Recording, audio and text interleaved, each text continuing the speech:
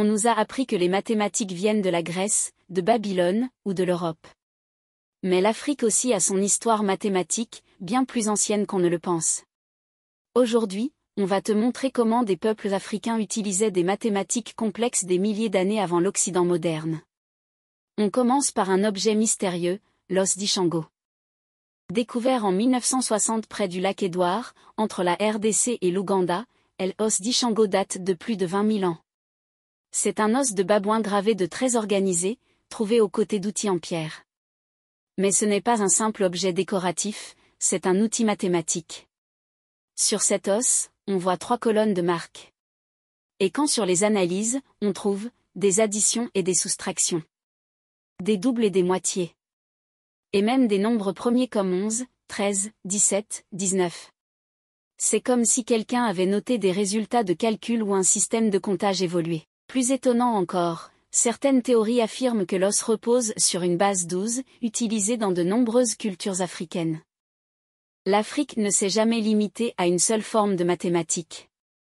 Avant même l'arrivée des écoles occidentales, plusieurs civilisations avaient leur propre système de numérotation. Par exemple, les Yoruba du Nigeria utilisaient un système vigésimal, base 20, très précis. Les Shona du Zimbabwe avaient des règles logiques complexes dans leur langue pour exprimer les nombres. En Afrique de l'Est, des bergers éthiopiens utilisaient des cailloux, bâtons et ficelles nouées pour compter le bétail avec rigueur. Là encore, on parle d'un savoir empirique, utile, adapté au commerce, à l'astronomie et à l'architecture.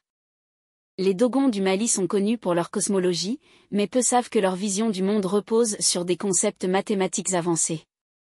Avant même l'invention du télescope, ils connaissaient déjà l'étoile Sirius B, invisible à l'œil nu. Ils comptaient en base 5, puis en base 20, avec un système cyclique. Leur architecture, leur calendrier agricole et leur spiritualité sont organisés mathématiquement. Alors, comment ont-ils su tout cela? Était-ce une pure observation? Héritage oublié? Ce savoir n'est pas un mythe, il est codé dans les rites, les chants, les dessins, les objets sacrés. Allons plus loin dans le temps. Dans l'Égypte ancienne, les scribes maîtrisaient l'arithmétique, la géométrie et l'algèbre plus de 2000 ans avant Euclide. Le papyrus Rhin et le papyrus de Moscou contiennent des équations, des problèmes de surface, de volume et de fraction. Les Égyptiens utilisaient une base décimale, mais représentaient les fractions avec une finesse exceptionnelle.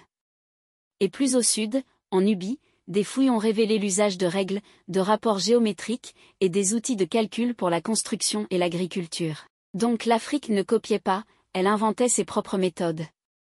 Alors pourquoi ces découvertes ne sont-elles pas dans nos manuels? Parce que pendant longtemps, l'histoire de l'Afrique a été volontairement effacée ou minimisée.